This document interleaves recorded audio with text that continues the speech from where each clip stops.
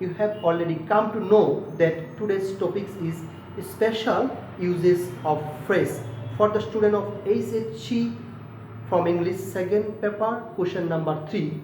Though this topic is good for the student of SHC and question number 3, actually these topics can come and it is also available, and these rules also will be helpful for question number 4 and 5.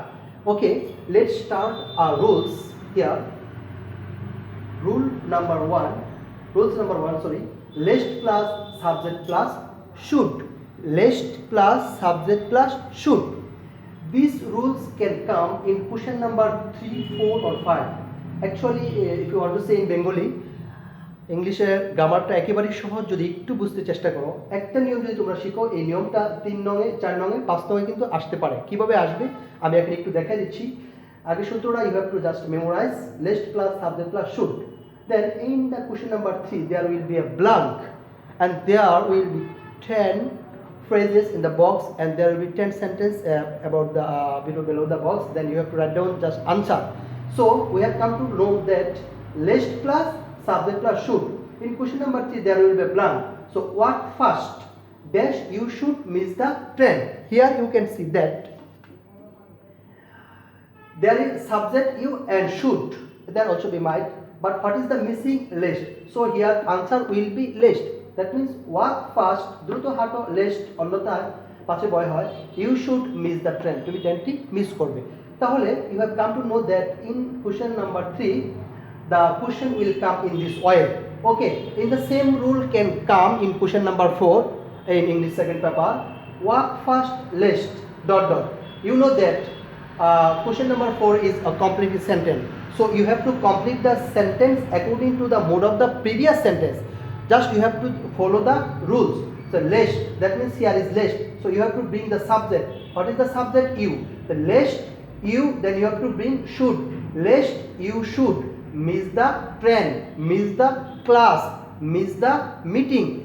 You have to write down the answer according to the mode of the previous sentence. Okay, in the same rules it can comes in question number 5. Suppose work first list you miss the train. So you have come to know that list plus subject plus should, that is the list and subject, list subject list subject, but what is the missing? Should. That here answer will be should miss. Very simple and very easy. In this way there are 20 special phrase.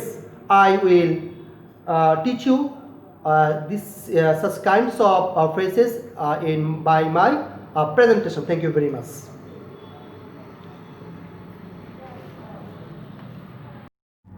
Dear students, চলো আমরা বাকি ক্লাসটুকু প্রেজেন্টেশনের মাধ্যমে দেখে নেই। এটা হলো তোমাদের 3 নং কোশ্চেনের প্যাটার্ন। তোমরা জানো যে 10টি ফ্রেজ থাকে বক্সের ভিতরে, সেখান থেকে তোমাদের আনসার করতে হয়। আমি তোমাদের বেটারমেন্টের জন্য এখানে 20টি ফ্রেজ দিয়েছি আর এখানে 20টি সেন্টেন্স দিয়েছি।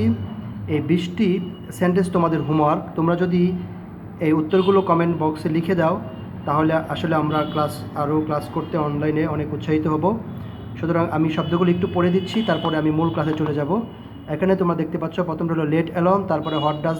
লুক লাইক, তারপরে হলো ইফ, তারপরে অ্যাজ সুন এজ, তারপরে হলো used, as if, would rather, there, have to, unless, was born, would you mind, it, no sooner had, lest, had better, it is high time, what if, what's it like, so that. Dear students, এখানে 20 special phrase আছে আর এখানে তোমরা দেখতে পাচ্ছ। তোমরা এখান থেকে একটু স্ন্যাপ নিয়ে তারপরে এগুলিকে ফিল আপ করতে হবে। আর তোমরা এখানে দেখতে পাচ্ছ যে 20টি সেন্টেন্স আছে। এখন আমরা শুরু করব মূল আলোচনাতে। 1 নম্বর রুল দেখো, লেট অ্যালোন। লেট অ্যালোন অর্থ হলো দূরের কথা। তোমরা জানো যে এইগুলো অর্থ আগে আমরা অন্য ক্লাসে দেখেছি, কিন্তু আমি এখানে অর্থগুলি লিখি নাই, তোমরা যা শুধু অর্থগুলি খাতায় লিখে নিবা। লেট অ্যালোন অর্থ হলো ভাবা যায় না, কল্পনা করা যায় না, এমন একটি সেন্টেন্সের ক্ষেত্রে এটা ব্যবহৃত হয়। Let's see the example. দেখো, he can not give me 1000 টাকা। সে আমাকে 1000 টাকাই দিতে পারে না। লেট অ্যালোন 5000 টাকা। 5000 টাকা দিবে তো দূরের কথা। ডিয়ার স্টুডেন্ট, এখানে দেখো যে দূরের কথা অর্থের জন্য এই বাক্যে আমরা কী ব্যবহার করেছি? Let alone. Next example, he can not speak in Bangla, সে বাংলায় কথা বলতে পারে না, লেট অ্যালন ইংলিশ, ইংলিশ তো দূরের কথা। I think that you have understood about this let alone. Rules number 2, was born অর্থ জন্মগ্রহণ করেছিল। This is very simple.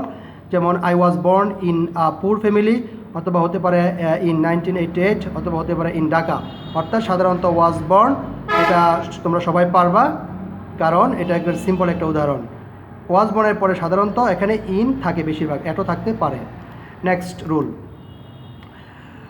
Rules number 3, have to, has to, had to, এখানে দেখতে পাচ্ছ ইউজ টু, এই শব্দগুলো ব্যবহৃত হয় বাধ্যবাধকতা বোঝাচ্ছে, অর্থাৎ কোনো কাজ তোমাকে করতে হয়, যেতে হয়, খেতে হয়, এইসব ক্ষেত্রে। এখানে হ্যাড টু হয় পাস্ট টেন্সে, আর ইউজ টু সেটা অতীতকালীন অভ্যাসগত, আগে তুমি কোনো কাজ করতা বাট এখন করনি, এরকম একটি সেন্টেন্সের ক্ষেত্রে ব্যবহৃত হবে। চলো আমরা উদাহরণ দেখে নেই। যেমন we have to follow the rules of our country, আমাদেরকে ফলো করতে হবে, উই হ্যাভ টু ফলো, আমাদের ফলো করতে হবে আমাদের দেশের নিয়মকানুন। তারপর he has to complete the work, যেহেতু সাবজেক্ট এখানে থার্ড পারসন সিঙ্গুলার নাম্বার, এই জন্য আমরা এখানে কি ব্যবহার করলাম? Has to. Third example, we had to walk 2 miles to reach there yesterday, এখানে হ্যাড টু কারণ অতীতকাল, ইয়েস্টারডে বোঝাচ্ছে, এই জন্য আমরা বাট তিনটা অর্থ এখানে কিন্তু same. Last example, we use to swim in the river, এই ক্ষেত্রে দেখো একটু ইউজ টু, অর্থাৎ যে কাজটা আগে তোমরা করতা বা আমরা করতাম এখন করি না, এরকম ক্ষেত্রে we can use to. We use to swim in the river in childhood, শিশুকালে আমরা কি করতাম? নদীতে সাঁতার কাটতাম। Next rule, had better, had rather, would better, would rather, এই শব্দগুলো অর্থ হলো বরং ভালো, অর্থাৎ দুটি কাজের মধ্যে ওই কাজটি করা ভালো, এরকম ক্ষেত্রে আমরা এখানে এই শব্দগুলো ব্যবহার করতে পারি। Let's see the example, there is a great danger outside, বাহিরে অনেক বিপদ আছে। You had better stay home, তোমার বরং এখন বাড়িতে স্টে করা, অবস্থান করা ভালো। এই যে এখানে দুটি কাজের মধ্যে তুলনা করছে। ডিয়ার স্টুডেন্ট, অনেকেই তোমরা কিন্তু এখানে এই হ্যাভ টু আর হ্যাড বেটার দুইটার মধ্যে প্রায় সেম মিনিং, কিন্তু একটু ব্যবহারে পার্থক্য আছে। দুটি কাজের মধ্যে সাধারণত বোঝালে সেখানে আমরা হ্যাড বেটার দিব বা হ্যাড রাদার, আর যদি আমাদের স্বাভাবিকভাবে কোনো কিছু করতে বোঝায় তাহলে সেখানে আমরা কি দিব? Have to. কিন্তু এখানে দেখো উড রাদার, উড রাদারটা চিনার সবচেয়ে সিম্পল একটা ওয়ে আছে, সেটা হলো তোমার বাক্যের মধ্যে কি থাকবে? দেন। যেমন we would rather go to Kuakata than Cox's Bazar, Cox's বাজারের চেয়ে বরং আমাদের কুয়াকাটা যাওয়াই ভালো। সাধারণত বাক্যে দেন দেখে তুমি সেখানে কি করতে পারো? Would rather. ডিয়ার স্টুডেন্টস, এখানে ভেরি ইম্পর্ট্যান্ট একটা বিষয়, সেটা হলো দেখো যে 3 আর 4-এ 8টা শব্দ আছে, এই প্রত্যেকটা শব্দ ওই গ্যাপে বসবে যেই গ্যাপের পরে তোমার কি থাকবে? ভার্ব থাকবে, এবং অবশ্যই verb must be in present form, এখানে অন্য কোনো ফর্ম হবে না। দেখো 8টা উদাহরণে প্রত্যেকটা পরেই কিন্তু আমাদের ভার্ব আছে একটা, এবং ভার্বের কোন ফর্ম আছে? Present form. সুতরাং এই ভার্বের প্রেজেন্ট ফর্ম দেখে আর অর্থেরা একটু খেয়াল করে you can complete this rule 3 and 4। Okay, next rule, as if, as though, very important, অর্থটা একটু শুনে রাখো। অ্যাজ ইফ, অ্যাজ দো অর্থ হলো যেন। যেমন হি স্পিক্স, সে কথা বলে, অ্যাজ ইফ যেন হি ওয়ার এ ম্যাড, যেন সে একটা কি? পাগল। অ্যাজ ইফের একটা রুলস আমি রাইট ফর্ম ভার্বে পড়াইছিলাম, আবার আজকে বলতেছি। অ্যাজ ইফের আগে যদি প্রেজেন্ট ফর্ম থাকে তারপরে পাস্ট ফর্ম হবে, আর অ্যাজ ইফের আগে যদি পাস্ট ফর্ম থাকে পরে হবে হ্যাড প্লাস পিপি, অর্থাৎ ভার্বের পাস্ট পারফেক্ট। দেখো দুটো উদাহরণ তোমরা দেখো, হি স্পিক্স, সে কথা বলে, অ্যাজ ইফ যেন হি ওয়ার এ ম্যাড, যেন যে একটা পাগল। একইভাবে তোমরা আরও অনেক বাক্য তোমরা এখানে দেখতে পারো, হি স্পিক্স, সে কথা বলে, অ্যাজ ইফ যেন হি নিউ এভরিথিং, সে সব কিছু জানে। তারপরে দেখো দে অ্যাক্টেড, তারা অভিনয় করেছিল, অ্যাজ ইফ যেন দে হ্যাড নোন এভরিথিং, তারা সব কিছু জানে। Next rule, it is time, it is high time, এই দুটো অর্থ হলো এটাই উপযুক্ত সময়। এরপরে অবশ্যই ভার্বের কোন ফর্ম বসবে? Past form. উদাহরণটি দেখে নাও, ইট ইজ হাই টাইম, এটাই উপযুক্ত সময়, উই চেকড করাপশান, দুর্নীতি বন্ধ করার। ইট ইজ হাই টাইমের পরে যদি সাবজেক্ট থাকে তাহলে ভার্বের পাস্ট ফর্ম হয়, আর যদি সাবজেক্ট না থাকে তাহলে টু দিয়ে ভার্ব বাক্য শুরু করতে হয়। যেমন দেখো, ইট ইজ টাইম, এটাই উপযুক্ত সময়, টু প্লান্ট ট্রিজ, গাছ লাগানোর। আশা করি এই নিয়মটা তোমরা এখানে বুঝতে পেরেছো। ডিয়ার স্টুডেন্টস, এই রুলসগুলো আমি আগেই বলেছি তোমাদের 4 নং কম্পিটিটিভ সেন্টেন্সে অবশ্যই পরীক্ষা আসবে। So be careful and try to understand. If you don't understand please you will write down in comment box. Next rule, it, তোমরা দেখো ইট এবং আরেকটা উদাহরণ আছে দেয়ার, যেটা আমি দিচ্ছি 8 নাম্বার। দেখো এই দুইটাকে বলা হয় ইন্ট্রোডাক্টরি ইট এবং ইন্ট্রোডাক্টরি দেয়ার। অর্থাৎ কিছু কিছু ভার্ব আছে যাদের সাবজেক্ট থাকে না, সেখানে আমাদের ইট এবং দেয়ার ধরতে হয়। যেমন it is a good idea, এটা একটা ভালো ধারণা, ইট মে রেইন টুডে, এবং এই ইটের পরে সাধারণত ভার্ব হবে এবং ভার্বের প্রেজেন্ট ফর্ম বা বেশি প্রেজেন্ট ফর্ম এবং সিঙ্গুলার ফর্ম হয়ে থাকে। দেয়ারের উদাহরণ দেখে নিই আমরা। দেয়ার আর 2000 স্টুডেন্টস ইন আওয়ার কলেজ। দেখো এখানে কিন্তু ড্যাশ থাকবে পরীক্ষায়, এখানে তোমরা দেয়ার দেখবা অর্থের উপর ডিপেন্ড করে, এখানে ইট দিলে কিন্তু হবে না, আর ইট দিলে বাক্য মিলবেও না। তারপরে উদাহরণ দেখো, there lived a story teller under the banyan tree. ও সো ডিয়ার স্টুডেন্ট, ইট এবং দেয়ার দুইটা থেকে অবশ্যই একটা পরীক্ষায় থাকবে। আশা করি তোমরা বুঝতে পেরেছো ইটের ব্যবহার। এগুলি সাধারণত বাক্যের প্রথমে বসে এবং it is use as a subject এবং there use as a subject. Next rule, as soon as অর্থ হলো যেই মাত্র, অর্থাৎ কোনো কাজ হতে না হতেই ব্যবহৃত হয়। এরপরে সাধারণত বাক্যে কমা বসে, আবার কমা ছাড়াও বসতে পারে। Let's see the example. As soon as the teacher enter the room, যেই মাত্র শিক্ষক ক্লাসে প্রবেশ করলো, দ্য স্টুডেন্ট স্টুড আপ, ছাত্রছাত্রী কী করলো, দাঁড়িয়ে গেল। Next example, we inform the police, আমরা পুলিশকে খবরটা দিলাম বা জানাইলাম। অ্যাজ সুন অ্যাজ যেই মাত্র দ্য ইনসিডেন্ট টুক প্লেস, ঘটনাটা ঘটেছিল। তো ডিয়ার স্টুডেন্ট, তোমরা দেখতে পাচ্ছ as soon as can be use as the beginning of the sentence and can be use at the middle of the sentence. Okay, next rule, no sooner had. এই as soon as এবং no sooner had দুইটা কিন্তু একই নিয়ম, পার্থক্য হলো this is affirmative sentence and this is negative sentence. অর্থাৎ as soon as যুক্ত বাক্যকে আমরা যদি if you want to make it negative, we have to make negative with no sooner had. একেবারেই সিম্পল। অর্থাৎ এই উদাহরণকে আমরা অ্যাজ সুন অ্যাজের জায়গায় নো সোনার হেড দিয়ে বাক্য তৈরি করতে পারি, শুধু কমার জায়গায় দেন দিয়ে দিব, আর নো সোনার হেডের জায়গায় অ্যাজ সুন অ্যাজের জায়গায় কী দিব আমরা, no sooner head. Deer student, এখানে আমরা চলো উদাহরণগুলি দেখে নেই। No sooner had we reach the station, আমরা স্টেশনে পৌঁছতে না পৌঁছতেই দেন দ্য ট্রেন লেফট, ট্রেনটি ছেড়ে গেল। ঠিক এই উদাহরণটা আমরা নো সোনার হেডের জায়গায় কী ব্যবহার করতে পারি, অ্যাজ সুন অ্যাজ, আর যেখানে আমরা দেন ব্যবহার করছি সেখানে কী ব্যবহার করতে পারি, কমা। কোনো পার্থক্য নাই, একই অর্থ। প্রবলেমটা হলো this is affirmative sentence and this is negative sentence. Okay, next rule, what if. এই হোয়াট ইফটা ব্যবহৃত হয় ডিয়ার স্টুডেন্ট মূলত অবশ্যই প্রশ্ন করার জন্য, আবার অনেক সময় মতামত জানার জন্য প্রশ্ন করা হয়। যেমন what if you fail in the exam. হ্যাঁ, এটা অর্থটা বলে নেই, সরি। অর্থ হলো কেমন হতো, কেমন হয়, কেমন হবে, 3 টেন্সই এটা ব্যবহার করা যায়। যেমন what if you fail in the exam, কেমন হতো তুমি যদি পরীক্ষায় ফেল করতে। ডিয়ার স্টুডেন্ট, এখানে দেখো প্রশ্ন করা হচ্ছে এবং একইভাবে সিম্পলি ব্যবহার করা হচ্ছে। আরেকটা উদাহরণ দেখি, what if we place the wardrobe on the corner. মনে করো তুমি এখন তোমার বাবা মায়ের সাথে গড় গুছাচ্ছ, এখন তুমি আব্বুর কাছে বা আম্মুর কাছে বলতে চাচ্ছ যে ওয়ার্ডরোবটা যদি ঘরের কর্নারে রাখি তাহলে কেমন হয়, অর্থাৎ মতামত জানতে চাচ্ছ। মূলত প্রশ্নই কিন্তু মতামত আকারে। যেমন হোয়াট ইফ, কেমন হয়, we place the wardrobe on the corner, যদি কর্নারে আমরা ওয়ার্ডরোবটাকে রাখি। তা আশা করি ডিয়ার স্টুডেন্ট, হোয়াট ইফ কিন্তু পরীক্ষায় থাকে। এখানে আমি 4টা শব্দ বলবো, যে 4টা শব্দের পরে অবশ্যই বাক্যের শেষে প্রশ্নবোধক চিহ্ন থাকবে। সুতরাং in seeing this question mark you will easily understand the topics. Next উদাহরণ আমরা দেখে নেই, হোয়াট ইফের পরে হোয়াটস ইট লাইক। এটা অর্থ হলো দেখতে কেমন, এটা প্রশ্ন করার জন্য ব্যবহৃত হয়। এটা দুইভাবে ব্যবহৃত হতে পারে। যেমন হোয়াটস ইট লাইক, মনে করো dear student, what's it like যদি একসাথে বসে তাহলে অবশ্যই এর পরে ভার্বের সাথে আইএনজি হবে, আর শেষে তো প্রশ্নবোধক চিহ্ন থাকবেই। এই চিহ্নগুলি দেখে কিন্তু তোমরা এই বাক্যগুলো সহজে কমপ্লিট করতে পারবা। তাহলে what's it like swimming in the sea, কেমন হয় বা কেমন রাখবে যে নদীতে যদি আমরা সাঁতার কাটি। এখানে এটার শেষে কোনো প্রশ্নবোধক চিহ্ন ভার্বের সাথে আইএনজি নাই, কিন্তু এখানে হোয়াটস ইট লাইকের পরে ভার্বের সাথে কী থাকবে, আইএনজি।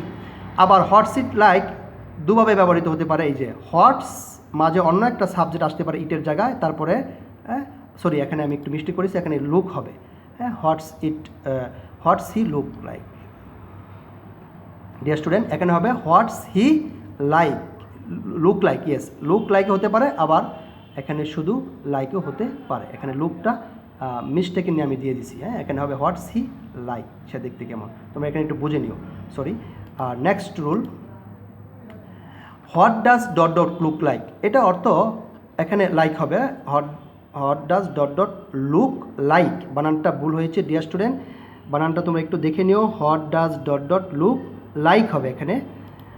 এটা অর্থ দেখতে কেমন, এটা চেনার সবচেয়ে সহজ হলো যে বাক্যের মধ্যে সাধারণত দুইটা গ্যাপ থাকবে এবং শেষে প্রশ্নবোধক চিহ্ন থাকবে, সেই বাক্যে তোমরা এই ফ্রেজটি ইউজ করতে পারো। যেমন what does a clown look like, clown দেখতে কেমন, এখানে কিন্তু লাইক হবে। Dear student, next rule, would you mind. এই শব্দটা আমরা ব্যবহার করি কখন, যখন কাউকে কোনো কিছু ভদ্রতার সাথে আমরা বলতে চাই। যেমন আপনি কি দয়া করে আমাকে জিনিসটা দিবেন, হ্যাঁ, আপনি কি কাজটা করবেন। যেমন উদাহরণ দেখো, would you mind opening the door, আপনি কি দরজাটি খুলবেন।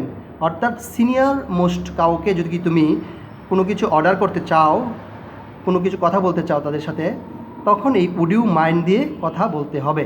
যেমন তুমি কারো কাছে তুমি মোবাইল দাঁড় চাচ্ছ, যে কথা বলতে চাচ্ছ, এখন আপনি মোবাইলটা কি দিবেন, তখন বলতে হবে would you mind giving your mobile, would you mind, এবং শেষে অবশ্যই প্রশ্নবোধক চিহ্ন এবং ভার্বের সাথে আইএনজি। সুতরাং এই আইএনজিটা দেখে, প্রশ্নবোধক চিহ্নটা দেখে you can identify that here we should use would you mind. Next rule, so that, in order that অথবা in order to, same thing.